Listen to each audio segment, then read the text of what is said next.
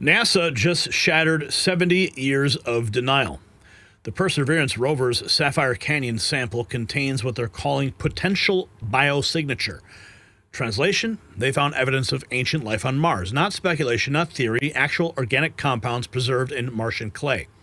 But that's only the beginning. Harvard astrophysicist Avi Loeb says an interstellar comet atlas is not a comet, and it's an intelligently designed craft that's approaching Mars. Congressional UAP hearings occurred this week, exposing Pentagon officials admitting they've been lying about extraterrestrial evidence for decades. Former Air Force intel specialist Dylan Borland called their denials a psyop. The walls of secrecy are crumbling, and what they're about to reveal changes everything, so stay locked in. Now, a message from our sponsor. Imagine an opportunity that could grow your wealth while also strengthening your country's future, and that's the vision behind Western Star Resources. Western Star Resources is an experienced, publicly traded gold and silver exploration company with a proven track record of advancing high-potential projects. The company combines deep geopolitical expertise with modern exploration techniques to unlock value in some of North America's most prospective mineral regions. With domestic demand for precious metals continuing to rise, and with the U.S. government backing stronger domestic exploration, Western Star Resources is positioned for the next stage of growth. Check them out in the link in the description, westernstarresources.com. Now, this happened 24 hours ago. NASA found signs of life on Mars. They've just revealed what they have found. Listen. The scientific community that will, in essence, pressure test what we think we've found. So we're talking about Perseverance. This was a mission sent to Mars under President Trump's first presidency. And a year ago, we found a sample, and it was, again, we're exploring in places where there were rivers and where there were lakes. And much as on Earth, we think that that's where we'd see signs of ancient life on Mars. And so a year ago, we thought we found what we believe to be signs of microbial life on the Mars surface. And so we put it out to our scientific friends to pressure test it, to analyze it, and go, did we get this right? Do we think this is signs of ancient life on Mars? And after a year of review, they've come back and they said, listen, we can't find another explanation. So this very well could be the clearest sign of life that we've ever found on Mars. And the can't find another explanation. Every discovery on Mars, NASA science writes, brings us closer to our next giant leap with Artemis. Perseverance Sapphire Canyon sample may hold signs of ancient microbial life collected from river-carved valley-rich organics and key elements. Some of the visuals that have been circulating here. This is the sample that they believe holds the evidence of microbial life on Mars. The Perseverance team discovered the rock formation in an ancient, now dry riverbed in Jezero crater, and instruments revealed it's composed of clay and silt. On Earth, these are excellent preservers of past microbial life. This appears to be a Mars representation billions of years ago. And then present day, riverbed dries up. Perseverance rover shows up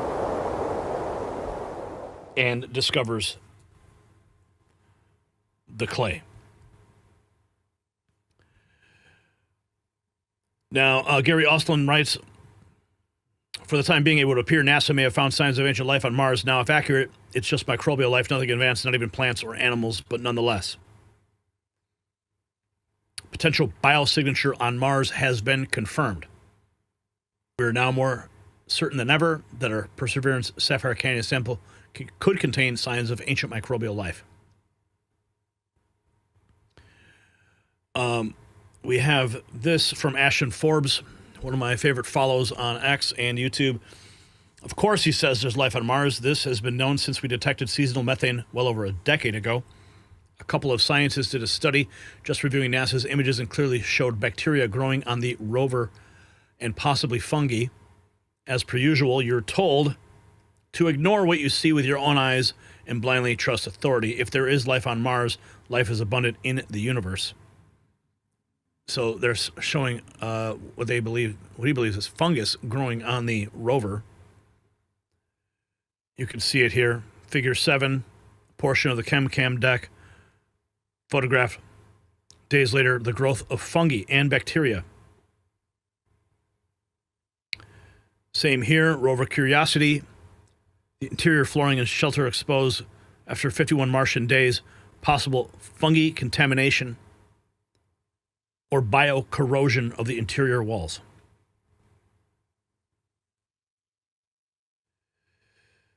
Specimens have not moved in relation to one another measured from the center of the specimens. Instead, they have expanded and become significantly closer together. Specimens have increased in size, moved in relation to another.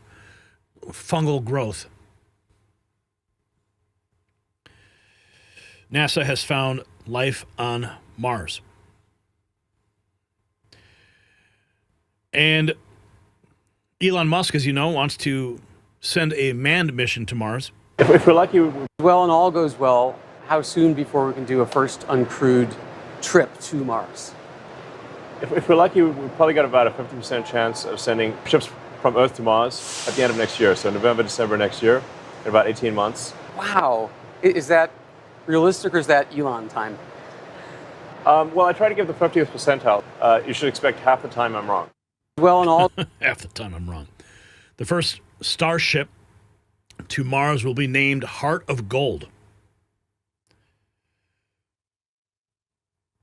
Elon Musk talking about building civilizations on Mars. But with respect to the UAP hearing, witnesses told Representative Anna Paulina Luna that they're afraid of being killed if they testify about UAPs. Something strange happened to David Grush after leaving a skiff. Now law enforcement matter. That he was actually, and every single witness we had reached out to said that they didn't want to testify because they were scared for their life. And these were not people that you see in the media. These were not, podcasters or anyone who's made a career talking about it. These were legitimate, former military and or military contractors, and they were literally afraid of being killed. And then you had David Grush tell us directly that he was actually, felt in fear of his life, and weird things had happened prior to that first hearing. And then I would encourage all of you to actually reach out to him, because even just yesterday, I actually went into the skiff with David Grush and Eric Burleson. And prior to that skiff meeting happening, there was something really bizarre that took place with David Grush, and it's being handled at the law enforcement level. But, things like that happening, and every single witness we had reached. And here is expert analysis of the Hellfire UAP video played in Congress yesterday. It'll blow your mind. The evidence strongly indicates it was not a balloon and no known craft. That became right. Make impact right there with the UFO and you appear to see what looks like debris. Make impact right there with the UFO and you appear to see what looks like debris falling off the thing, like it broke into several pieces.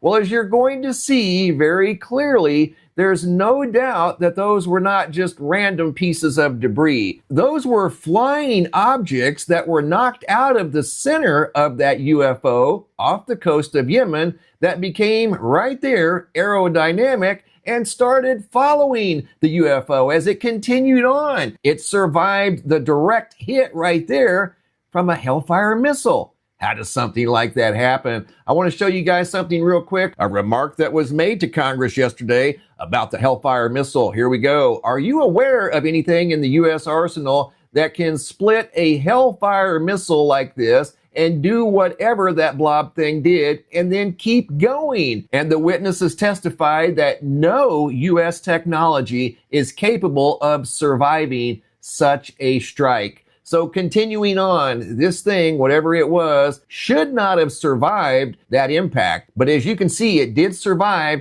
and 3 objects came out of the inside of the UFO. I mean, you can't make this stuff up. At first, from a distance, you would think, okay, following the strike from the Hellfire missile, it probably broke pieces off of the UFO, UAP, whatever it was. Here we're going in super, super tight. You can see I'm using a different format. It's turned the UFO black. It wasn't necessarily black. I'm not quite sure what color it was because primarily we were working with black and white footage the entire time. This format, however, did turn it black. I zoomed in as close as I could. The clarity remained pretty decent. I managed to increase the clarity just a little bit, but right there it is up close. And you're going to see the strike right there. Notice again what happens right there following the impact. Those things there, whatever they are, appear to have been knocked from the inside of this thing. And as you're going to see when we zoom in close, and you can tell right here, they're all the same size and same shape. Look at that.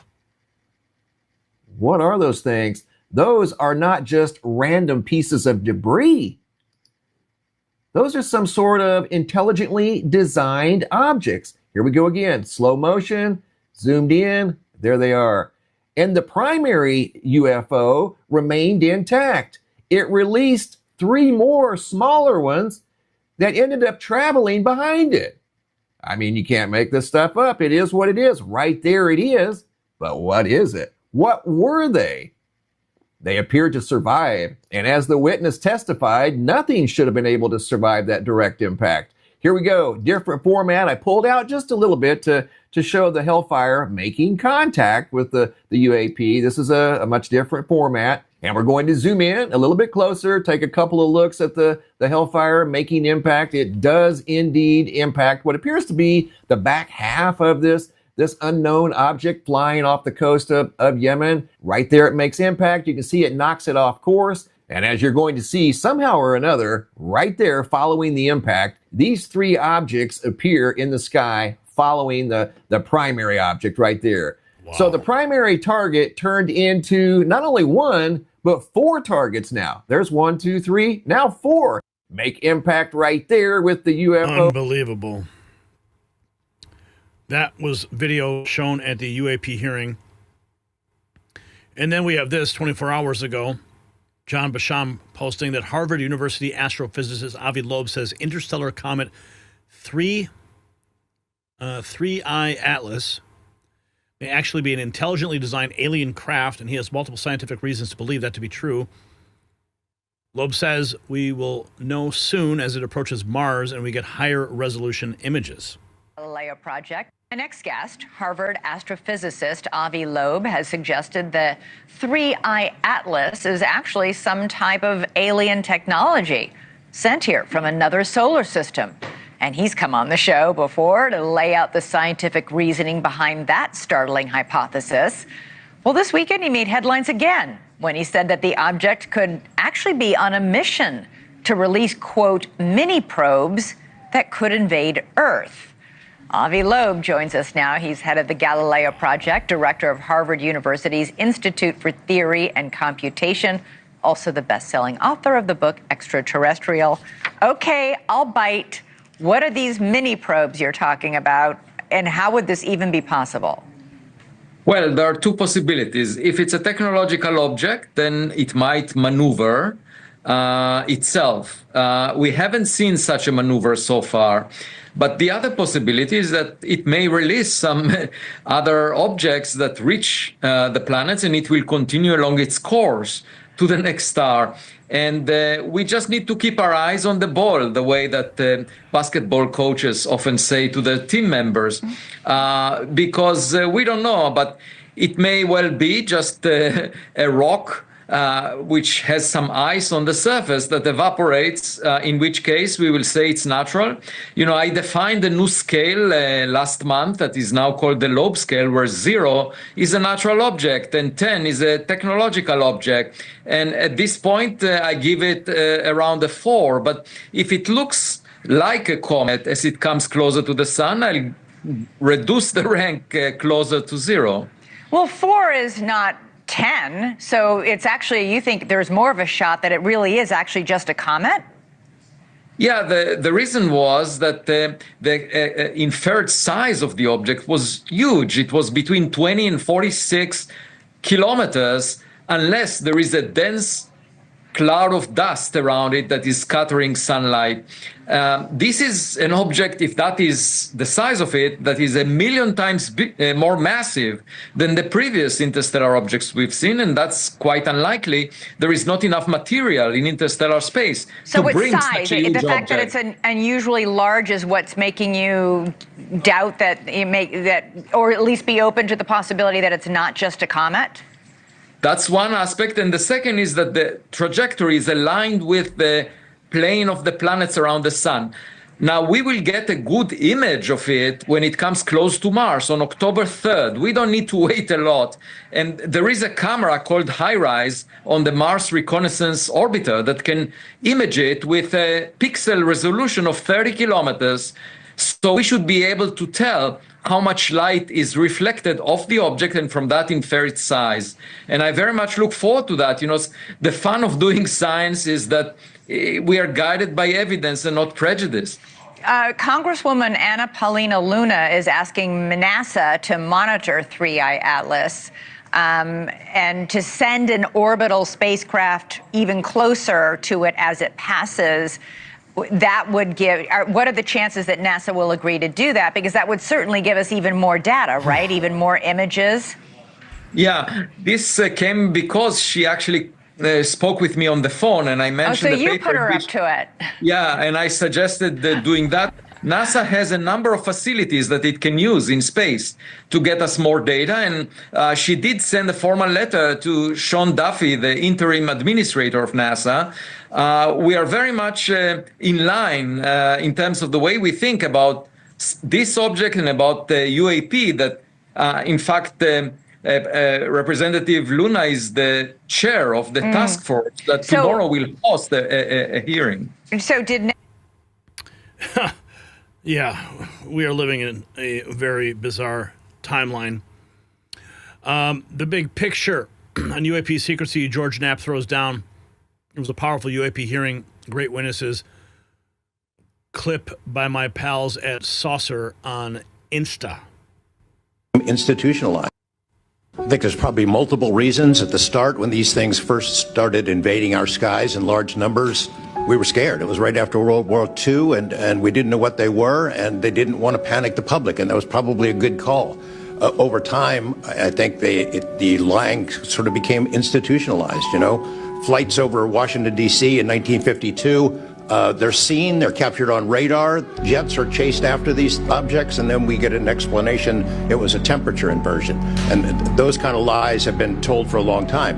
What was told to me by an investigator from Congress, a guy named Richard D'Amato, who was sent after this story by Robert Byrd and Harry Reid, he came out to Nevada, tried to get into Area 51, did get in there, looked around, talked to people, trying to get to the bottom of it. He believed that this program, reverse engineering, etc., was inside, had been moved inside these corporations. And he said, when this comes out, people are going to go to prison. And he meant people who were basically misusing legitimate national security funds, tens of billions of dollars, in order to keep this cover-up going.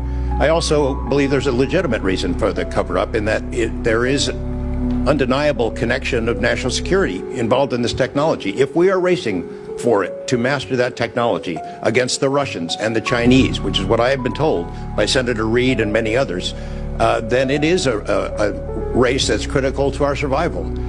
There could be a form of disclosure, I think. Yes, it's real, it's from somewhere else, without revealing all the details that would allow someone else to have an advantage in the race for this technology. I think there's probably multiple. Wow. Alien life found in Mars. Here's Dylan Borland from the UAP hearing. Let anything terrestrial is we have to go to that planet, acquire technology, bring it back, and compare it to what we have here. So you're saying they won't let anything out because, or they won't come forward unless they confirm that unless they go to the planet and confirm where its origin is. That would be scientific evidence, yes. And by that statement, Arrow found no scientific evidence of extraterrestrials is basically, I don't want to call it a psyop, but a misrepresentation, because we do have things. But making that statement is not technically a lie. It's a misrepresentation of the full truth. Terrestrial is we have to go to that planet, acquire technology, bring it back, and compare it to what we have here. So you're saying Here's Anna Polina Luna at the hearing. Our duty as elected. In recent months, Congress has also been presented with evidence that points to technologies that, to our knowledge, are beyond our current capabilities. It is our duty as elected representatives to follow the facts wherever they lead and to ensure that those facts are not buried under classification stamps or bureaucratic excuses. Let me be clear, whether UAPs represent adversarial technology, natural phenomena, or something beyond current human understanding, Congress has a responsibility to investigate. If these objects are foreign in origin, then they pose a direct threat to our national security. And if they represent something unknown, they demand rigorous scientific inquiry, not ridicule, not secrecy, and not silence. The stakes are very high. Adversarial nations are not waiting for us to catch up. They are studying these phenomena as well aggressively, as multiple nations have also announced their own parliamentary investigations into this very topic. If we are to continue to hide information from ourselves, we risk strategic surprise. If we continue to ignore our pilots and service members, as well as countless government whistleblowers, we risk losing their trust. And if we continue to shield the truth from the public, we risk eroding the very foundation of democratic accountability. This is why this hearing matters. This is not about fueling speculation. This is about demanding the basic transparency from the Department of Defense and the intelligence community and other military contractors. It is about asking the questions every American has the right to ask. What do we know? What don't we know? And why in a free society are we being told so little? And how crazy is it that this hearing took place just days before NASA presented their findings on microbial life discovered on Mars? If you got value from this report, tap subscribe. My final thought is next. So Mars is talking to us. And the message is clear. We are not alone. NASA's potential biosignature language is bureaucratic speak for what scientists have suspected for years life existed on the red planet. The Sapphire Canyon sample isn't just interesting geology. It's proof that Earth isn't unique. Organic compounds preserved in ancient riverbed clay waiting millions of years for us to find them, but here's what's explosive, the timing. Just as NASA admits Martian life, Harvard's Avi Loeb tracks an intelligently designed object approaching Mars. Congressional whistleblowers expose decades of UFO cover-ups. Former Air Force intel calls official denials a psyop. They are rolling out disclosure because they can't hide it anymore. Ash and Forbes showed evidence of bacteria growing on our rovers, life finding us, not the other way around. So here's the question. Is NASA slow-walking full disclosure to prevent panic, or are they being forced to reveal the truth? Tell me below. Let's continue the conversation and get some next news gear before the truth gets buried. Again, you'll find a link below at shop.nextnewsnetwork.com.